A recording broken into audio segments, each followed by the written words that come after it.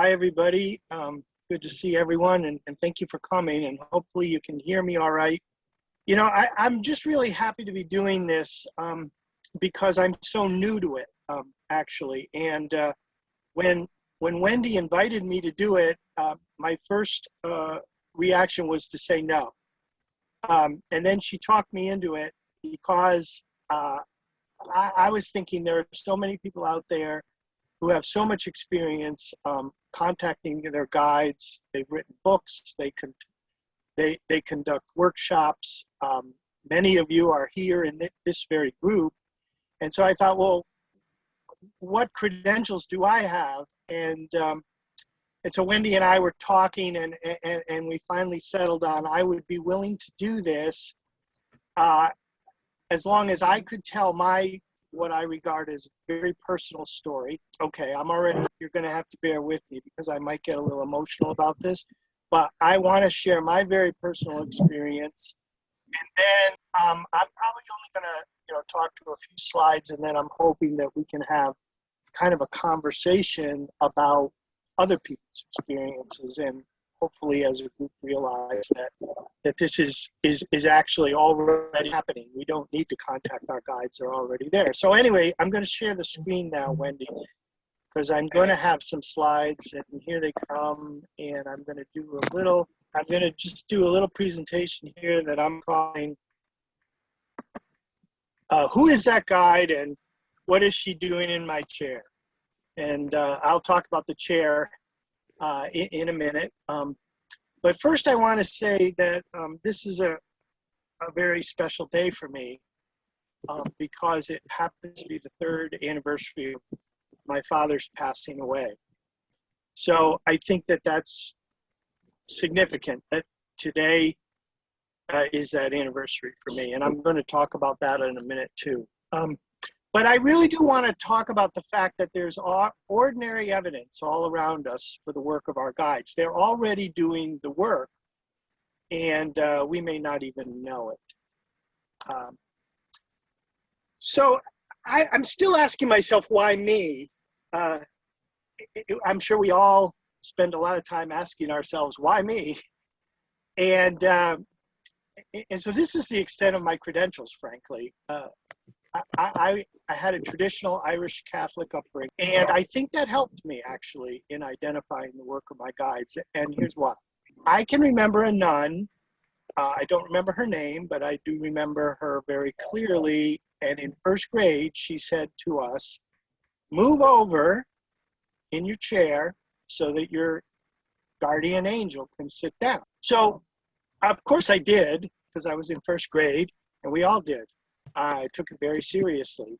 It was an interesting experience because the guardian angel is basically the same concept as the spirit guide for me.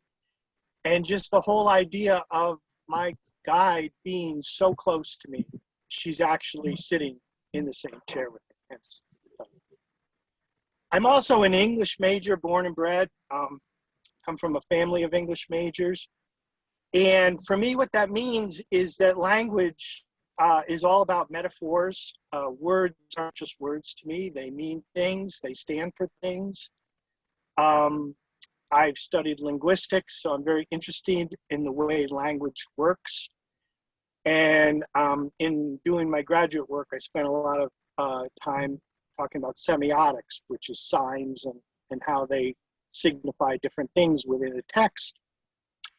And so I think that made me more alert to recognizing that some little piece of synchronicity might actually not just be a coincidence, but actually might be a message.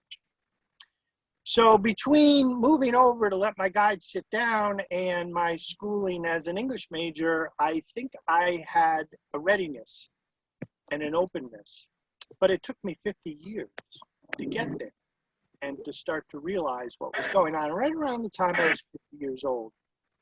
For reasons that I won't get into unless somebody wants me to. I was having a little bit of a personal crisis, and I started to do a lot more research and reading and opening up. And then I started paying more attention to my dreams. And I think most of my work with my guides has been through dream work. And that this is if you could see that picture, it's a dream catcher. I have the same kind of dreams that everybody has, the typical nonsensical anxiety dreams that are filled with all kinds of things that we're thinking about during the day. I have those. I don't keep it. Those are the kinds of dreams you have them. You wake up and you say, hey, I just had that nutty dream. And then within 5 minutes, gone. But I also have dreams that stay with me for years. And those are the dreams that I think are very significant. I'm going to get to those. I'm going to talk about 2 examples of my dream work. But first, I want to talk to everybody about what I'm calling first contact with my God.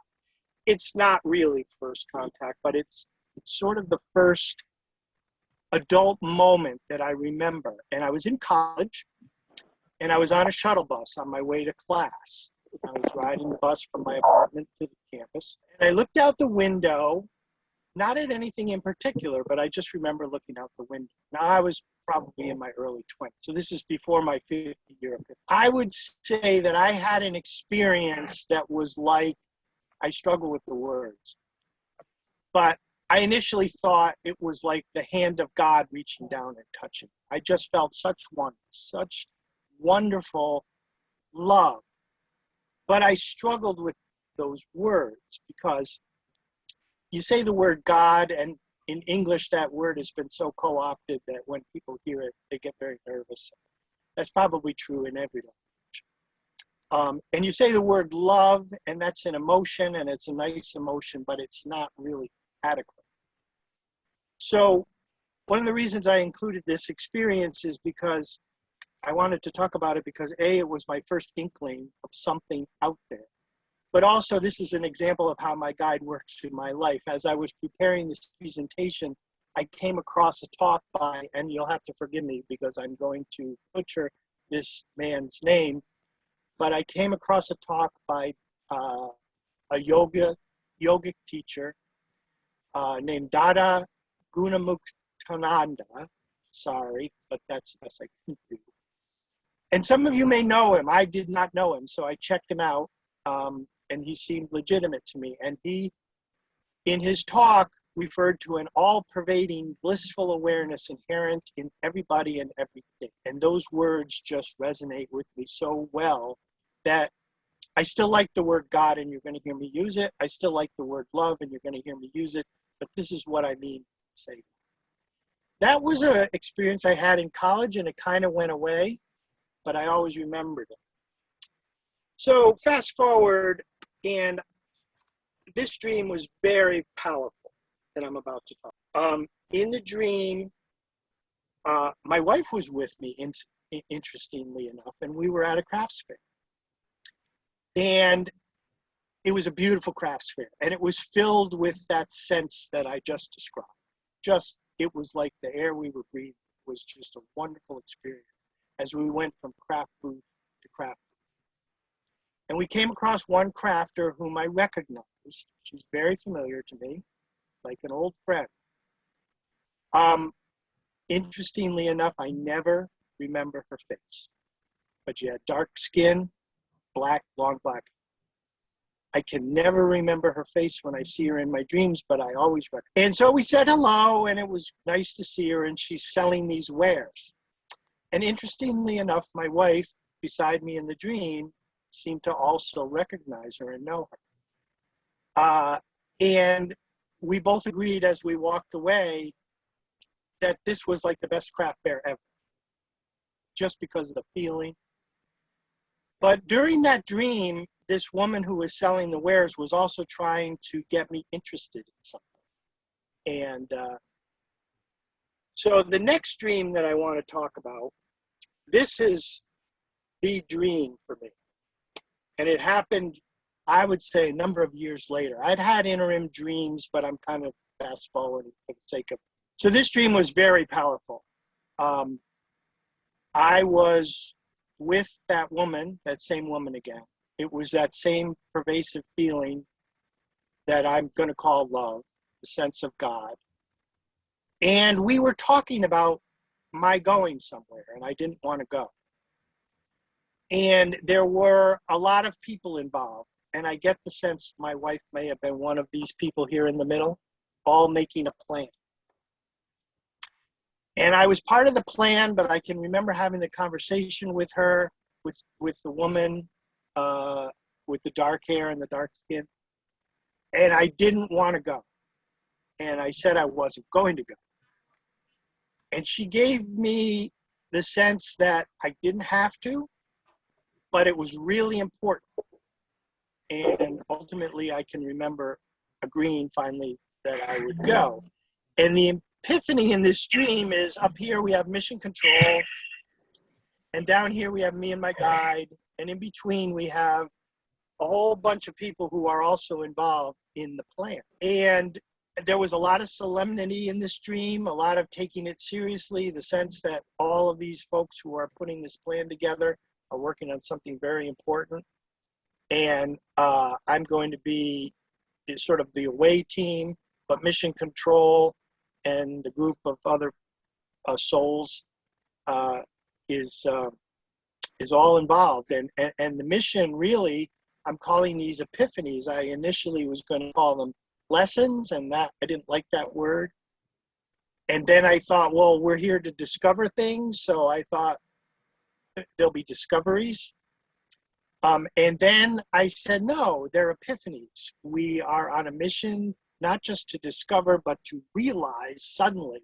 And that's when an epiphany was. So I thought that was a good word. So that was my second dream epiphany. And something else very, very important came out of that dream work. And it was that the dark-haired, dark-skinned woman gave me a word that I would recognize. Now, I'm not clairaudient. A lot of people are, but I could hear this word even after I woke up from the dream clearly in my head. But it was very difficult to pronounce. But since she kind of knew I would probably research it, I set about researching the word, and I said that word is clearly not an English word, but it means something, and I'm going to find out. So I did a little bit of searching, and I, to the best of my knowledge, remember I have that linguistics background, I tried to spell it phonetically, and you can see here that I spelled it E-B-O-W, right here in the corner, if you can see that. E-H.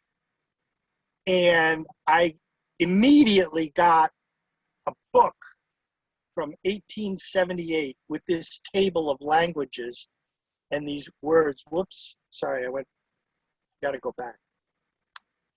And these vocabulary words from the Athabascan First Nation. And I scrolled down and I come across this word under the one that's most important. I can't see the cursor. I hope you can. Is under the Beaver band of Athabascan peoples who were in northern Alberta. And there's the word, the way she really pronounced it, and it means arrow.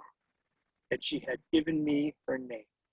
Her name is Arrow, which I thought was great because what a perfect name for a guide, Arrow. It was, I mean, they point us in the right direction.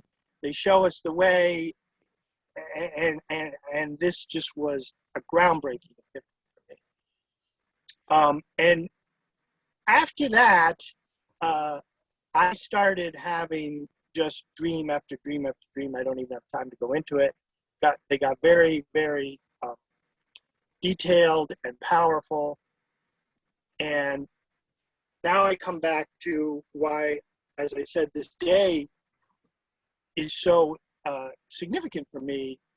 In August 1st, 2018, my father passed away. It was not exactly unexpected. He had a short illness, but he didn't have a long illness. We didn't have a lot of time to get used to the idea. And I remember being up early with my cup of coffee on the couch. This was before he passed away. And just all of a sudden, I had that all-pervading, blissful awareness inherent in everybody and everything just struck me out of nowhere. And I was good. Knew my father was going to be fine. I knew the family was going to be fine.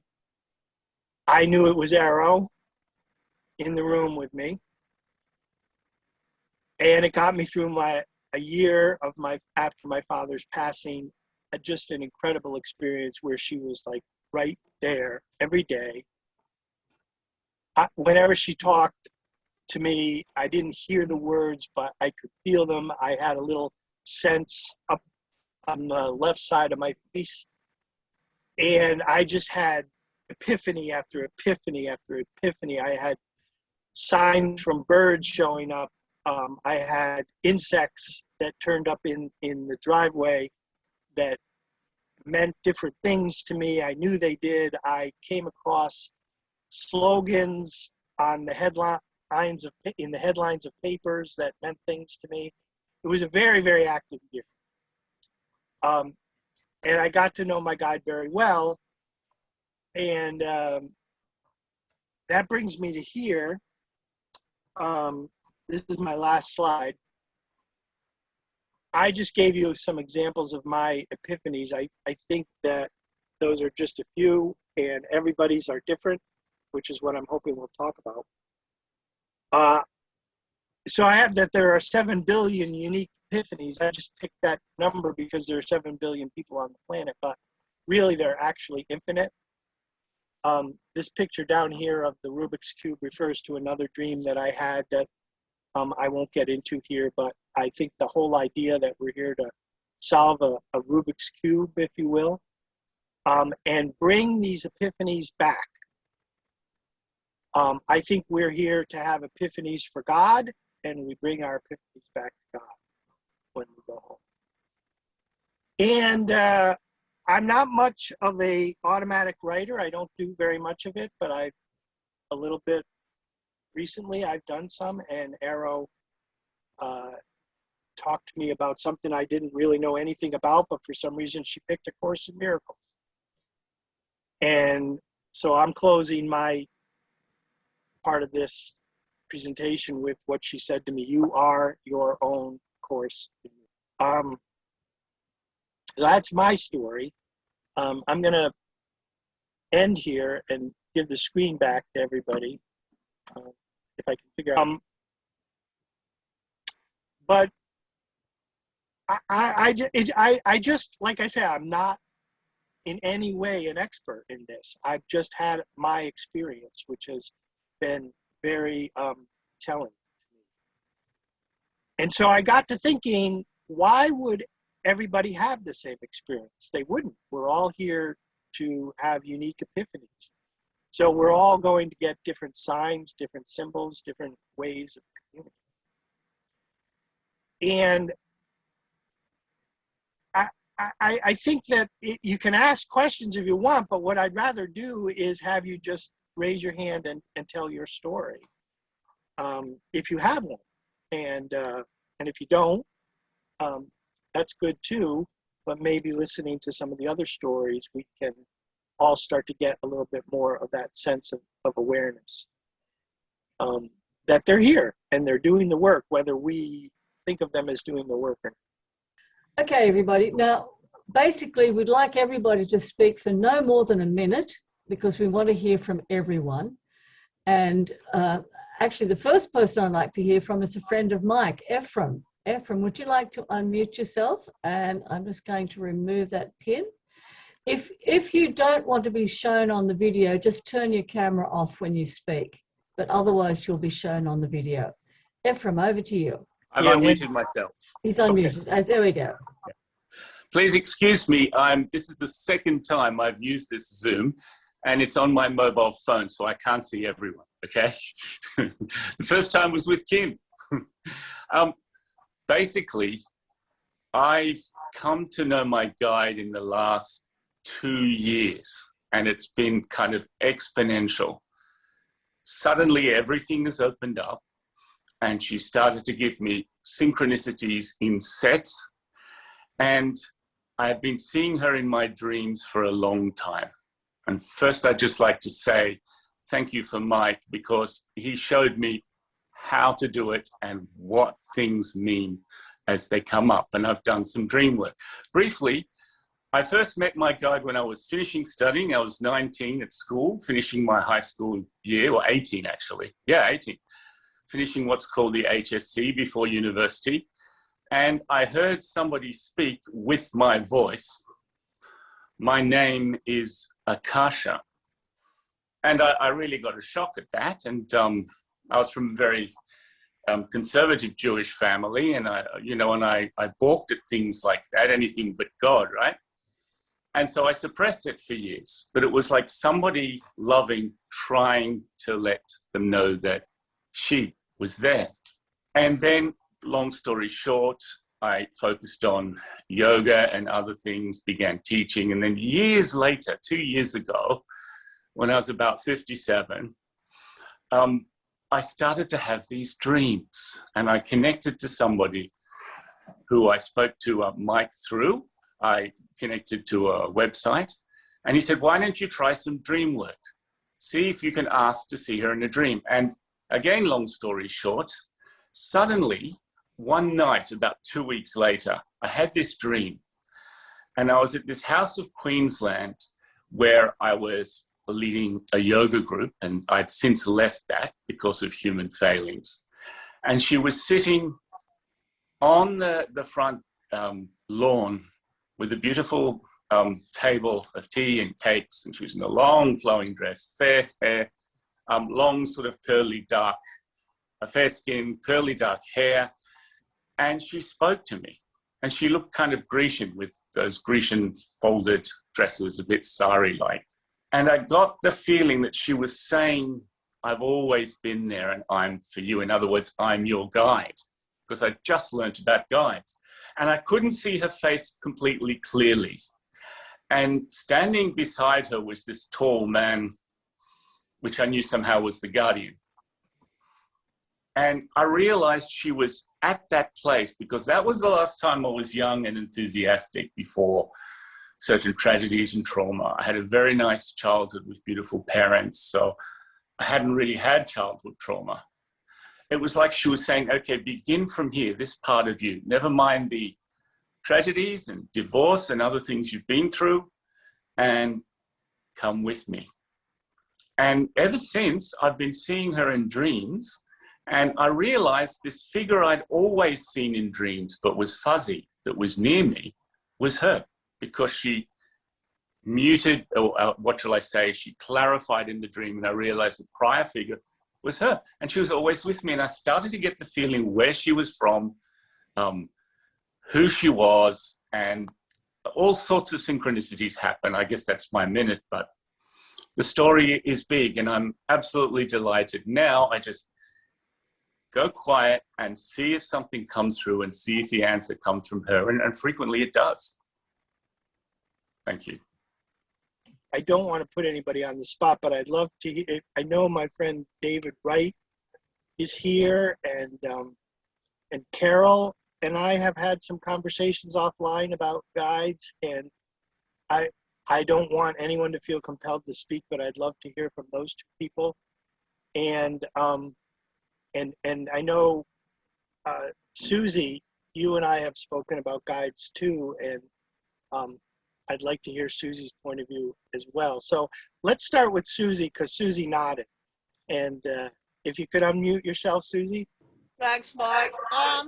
Yeah, I've always had like more a knowing than an actual meeting in the way that some people talk about it. I've always been drawn in certain areas,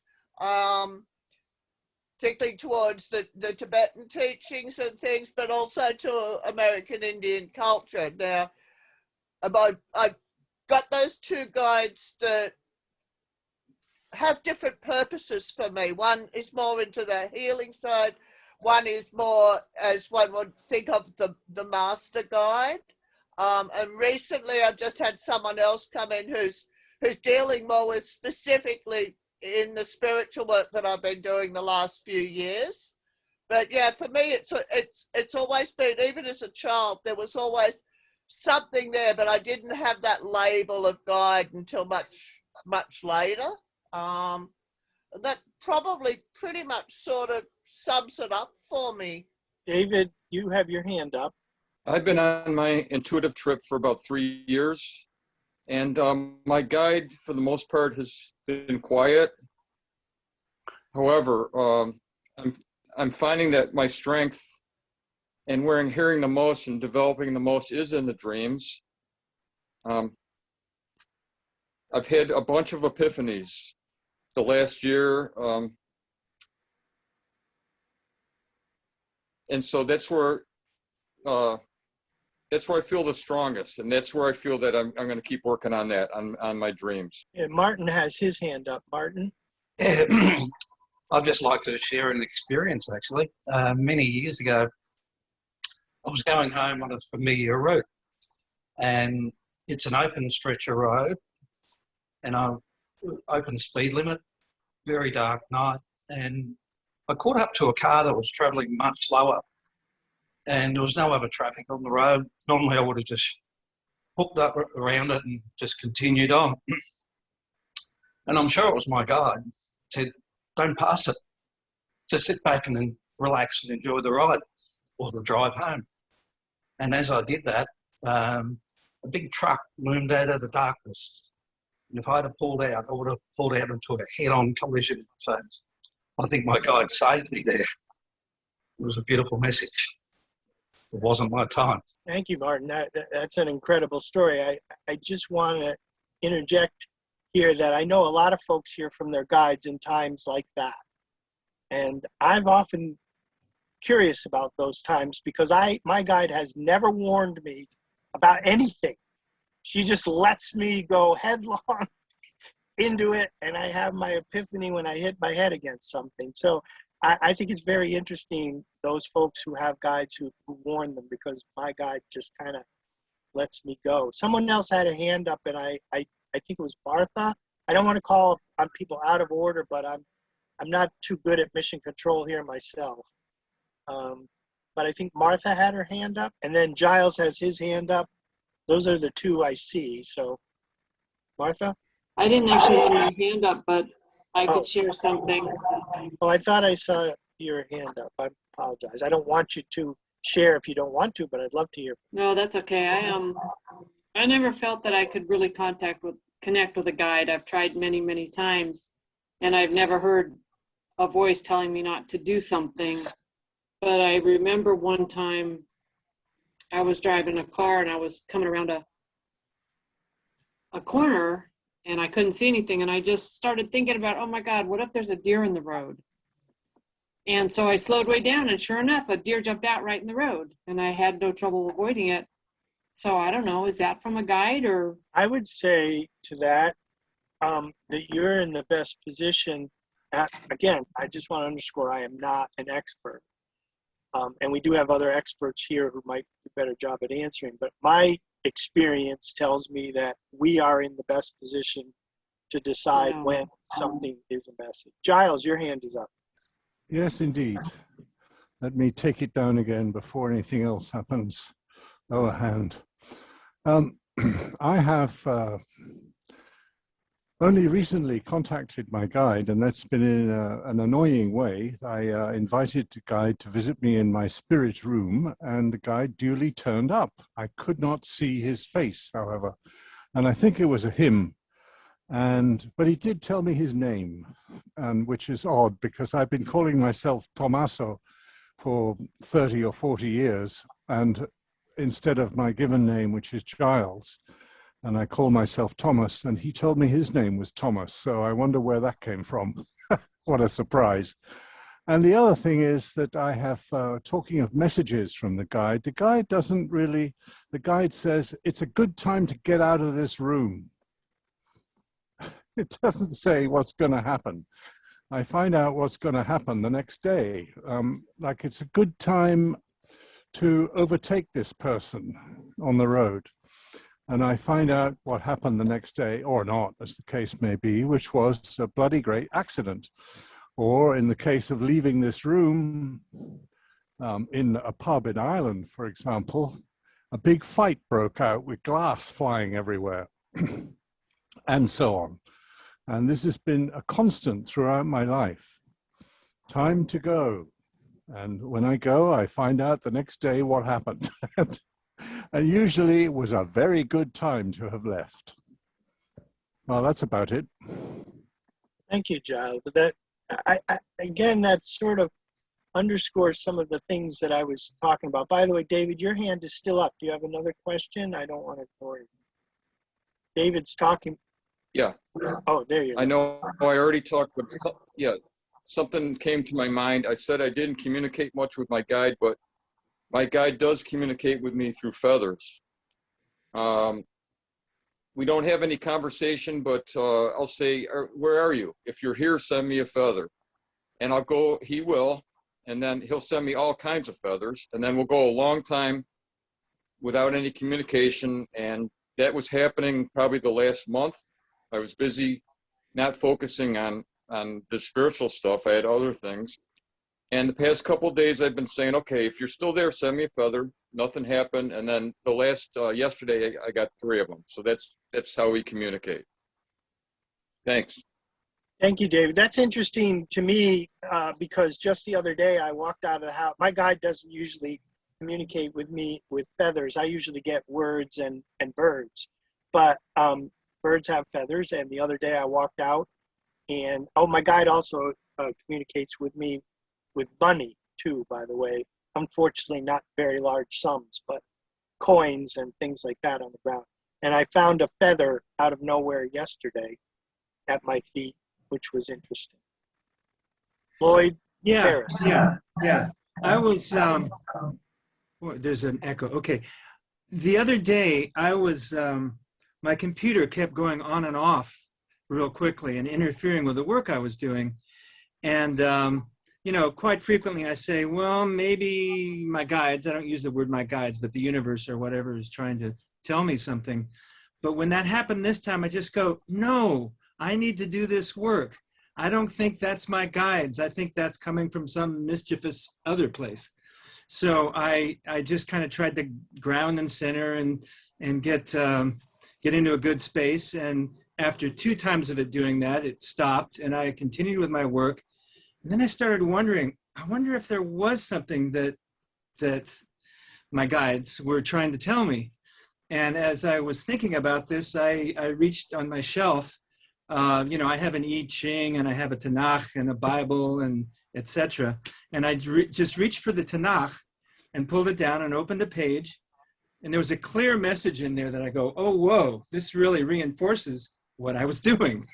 And it was from the book of Samuel. And it's like 3 times since then and today, there's been somebody named Sam coming up in a really heavy way. Somebody that I barely remembered from high school came up in Facebook. Somebody sent me a video of this person named Sam doing a tap dance, brilliant tap dance. So that's all to say that, you know, it's funny how that worked. It wasn't the message I thought it was, and it wasn't a negative message, but somehow my reacting to it negatively and then repairing the relationship came out to be the exact right course of events to give me that message. Yeah, that's very interesting, Lloyd. Especially the fact that initially you didn't think it was a message, and I think that was my early experience too. I have a feeling my guide's been doing all kinds of things to get my attention my whole life. It was just that I had other things going on that led me to either be distracted or to tell myself it was something different. I had people telling me things were coincidences. I think for me, the turning point, your story was about kind of a surprise that snuck up on you. For me, the turning point was when I started to really question some of my own personal history and my traditions. And they weren't working on a very fundamental level. So all of a sudden, I started asking questions, and then you'd also, as Giles alluded to, better be careful before you ask the question, because you'll get an answer. And then, you know, once you have that relationship, I'm just speaking for myself. Once I have that relationship, I don't see anything the same way anymore. I don't want to give anybody the wrong impression. We're getting close to, I don't want to give anybody the wrong impression. I'm not calm yet. I'm not serene. I worry about everything. When I don't have anything to worry about, I worry. So, you know, in that sense, having my guide in my life has not changed my temperament. I just know a little bit better why I'm doing the things I'm doing. And so I can ascribe a little bit different meaning to some things. I also, I think it's my history, my background as an English major. I really think that much of what goes on in my life is a living metaphor. And usually, we English majors are taught to think of metaphors as something that stand in for life, rather than life being a metaphor that stands in for something. And of course, in this context, I'm going to say that life stands in for a higher experience, that of our higher self. And this is all metaphor to me. So now I look to see what the metaphor might stand for. So that's where my relationship with my guide has changed me. And I didn't say this in my formal presentation, but one more, in the interest of more disclosure, I talked about my father's death. My brother just died a couple of months ago. And when he was young, and he died suddenly. And I'm still processing that. And 2 days after he died, I had another dream in which Arrow played a very important role. And I won't get into the dream, but I'll get to the point of the dream. People were calling her by a different name in the dream. They were calling her Holly. And I said to her, why is everybody calling you Holly? I just realized your name is Arrow. And she said, it's the same name, which was a real riddle. But of course, she knew that I would look into it, and I did. And the most obvious, when I woke up, I did. The most obvious similarity between Holly and Arrow is that obviously holly leaves look like arrows. But what I found out is that in Celtic history, the wood of the holly tree was used for tool making. It was very hardy, hard wood, and they used it to make arrows and spears. And holly, of course, also is a symbol of eternal life. So in one dream, she linked herself to not just an arrow as a weapon, but a tool and a symbol of eternal life. And so that's why she was billed in this presentation as Holly Arrow. I guess it is sort of the same name. And that didn't help me as much as she helped me with my father, but it's helpful to have that symbol with regard to my brother. So that's the slide I didn't show you. But no, yeah, that's all I got. You were going to say something about a meditation. Would you like to just share that? Oh, no, I was just referring to Craig's meditation. I was just saying that that's helped me out tremendously. That helped with me being able to see my daughter. I've had experiences with my guides. The only one I can think of offhand in particular, I've had dreams with my guides. The one I can think of offhand in particular is one guide that her name is Marinette, and she came to me, and I was meditating in the morning with my daughter, and she stepped in, and I just felt a different presence. I couldn't see her, but my lips started to vibrate. My bottom lip started to vibrate when she was close to me. And she just gave me a message of what they were trying to teach me in regards to compassion, and that the world, the earth plane, needed more compassion because there hadn't been enough peace or harmony in the world in a very long time.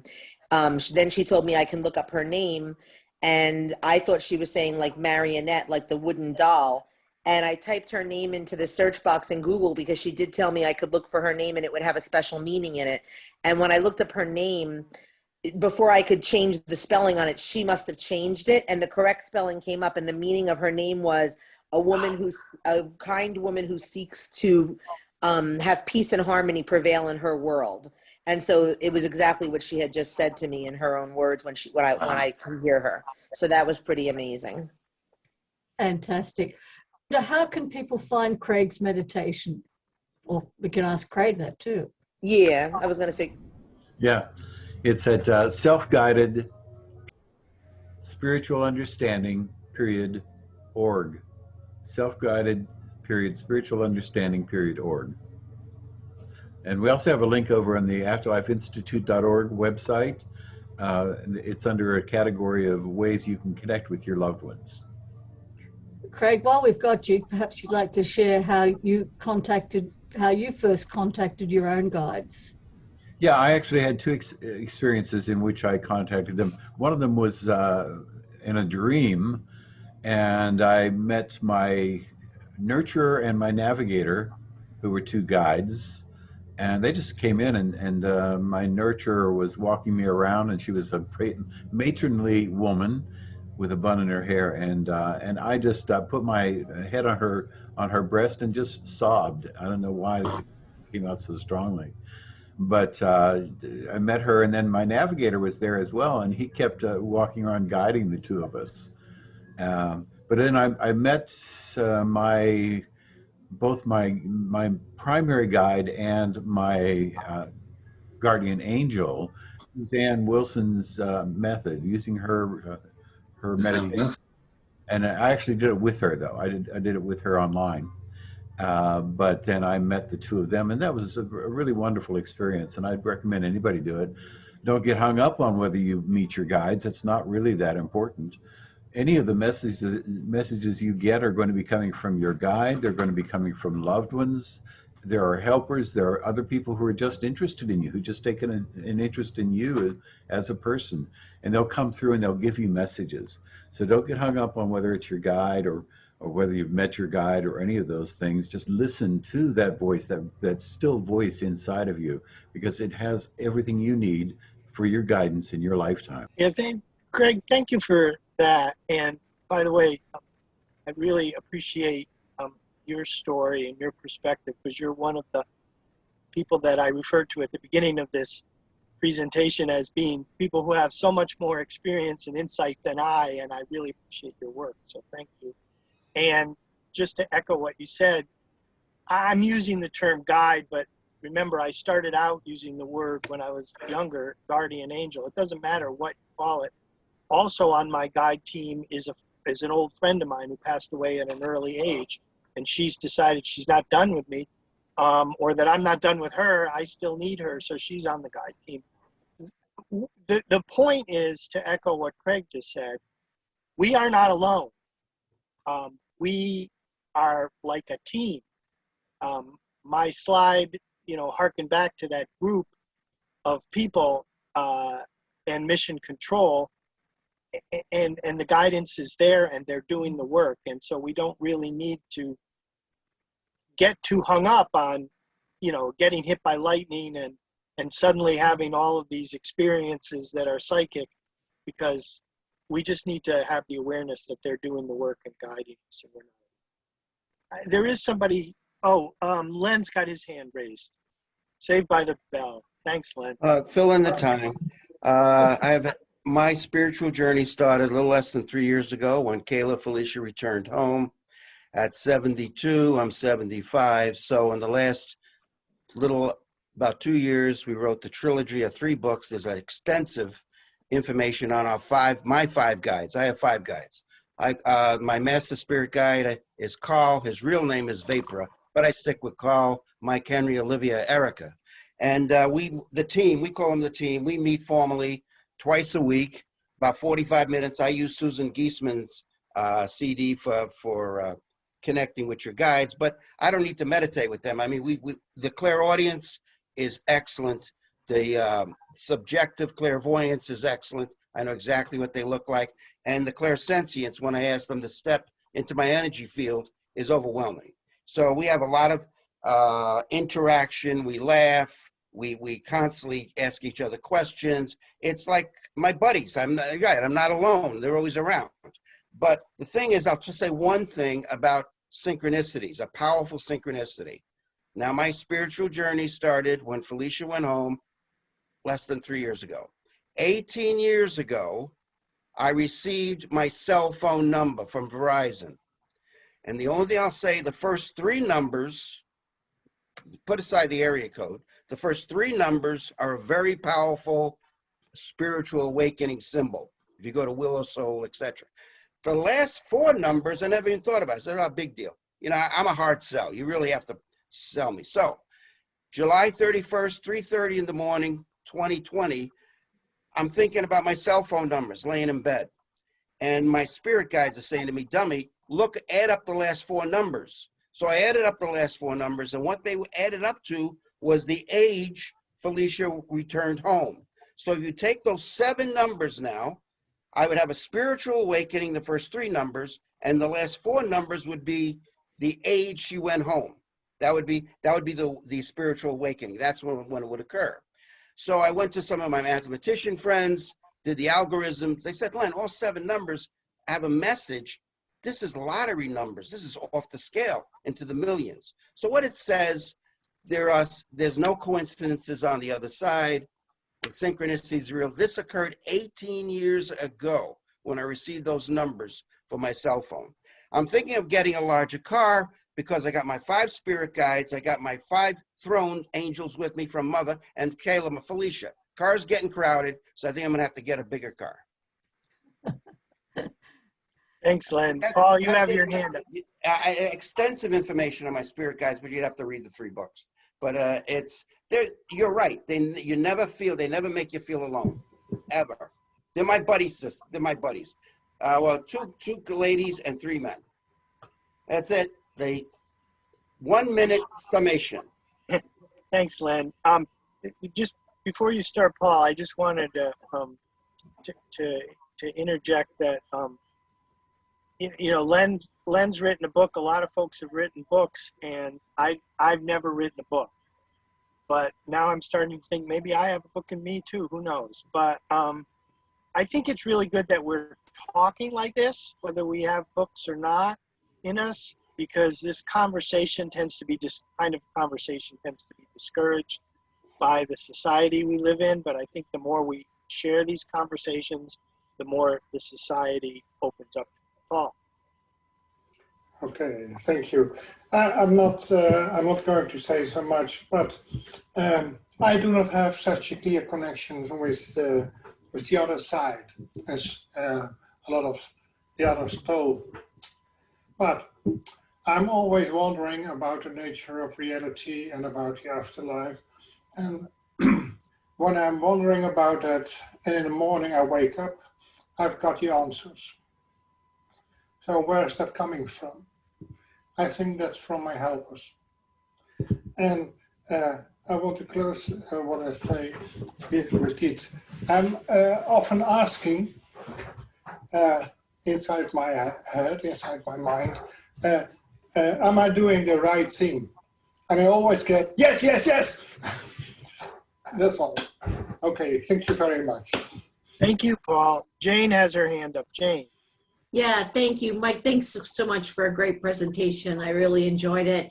I was just wanting to add on a little bit to what you were saying after Len spoke, and that is the fact that as children, a lot of us as children and a lot of our children and children that we're around are very aware of their guides.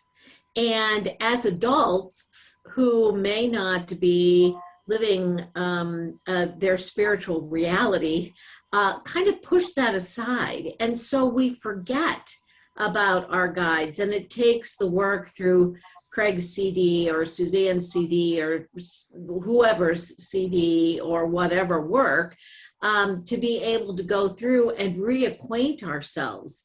But I think a lot of us know from a very young age who those guides are. They may not be called that, but I think a lot of it's extinguished by our caretakers. Yeah, thanks, Jane. I agree. I think my example of moving over to let my guide sit down next to me when I was in first grade, I did it because it made perfect sense. When that nun, darned if I can remember her name. She was a very nice nun.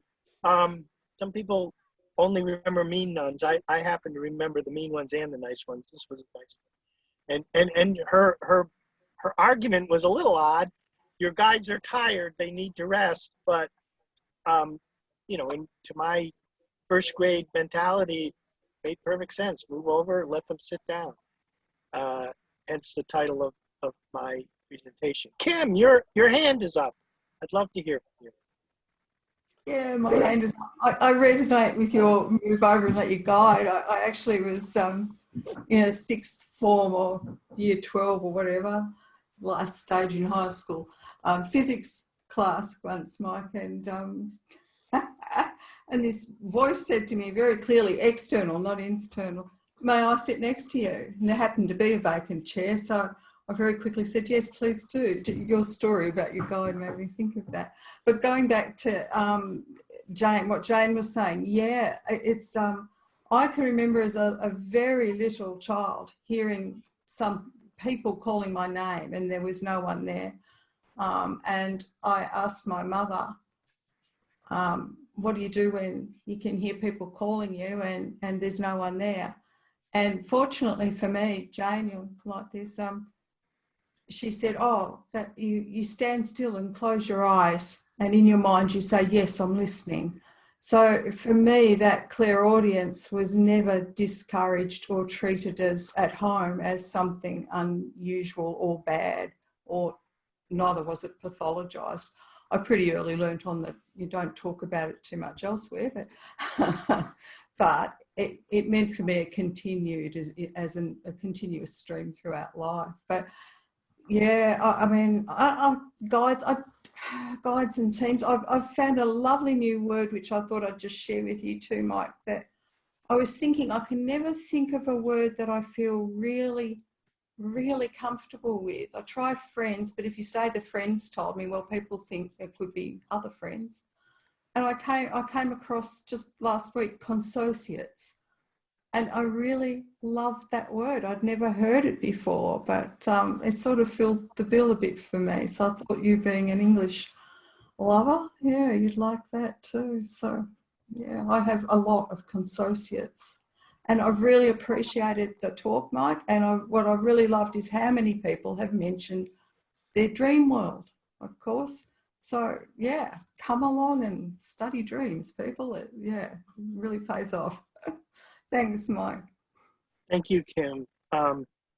Yeah, you know, I my whole life have, like I said, been a dreamer. And I have heard so many people say, I don't dream, or I don't remember my dreams, or my dreams are really wacky. I have wacky dreams too.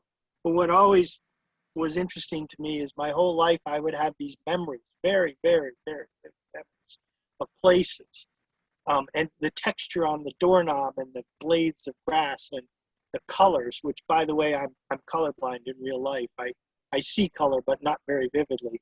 But in my dreams, the colors are just, well, I can't think of any other way to say it than otherworldly. And but I only recently realized that a lot of those memories were actually dreams that I'd had. And so I am a big one for dream work, and like I said, I don't keep a dream journal because the ones that I'm meant to remember, I pretty much do.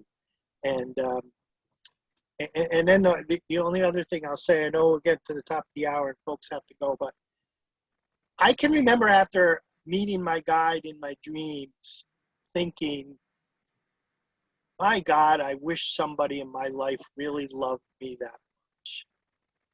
And don't get me wrong, I love my wife, and my wife loves me, and it's 36 years of a very, very good marriage. And my wife is also, I think, pretty much on the team, which is probably a topic for another day.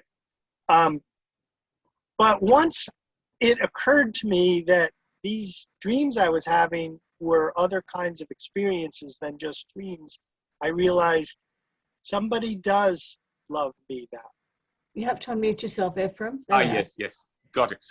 Mike, thank you so much. And I could tell your feeling was, the emotion was very strong, and you've really made clearly what the dimension of guides can do with us and for us. And your last comment, that they love us, to me, that's what came through. My guide really does love me, and it's the friend, the whatever Kim said, the friendship that lasts lifelong. It's the friend that never, more than friend, that never abandons you. And her love for you, your guide, Mike, and your love for her is simply outstanding to me. So thank you.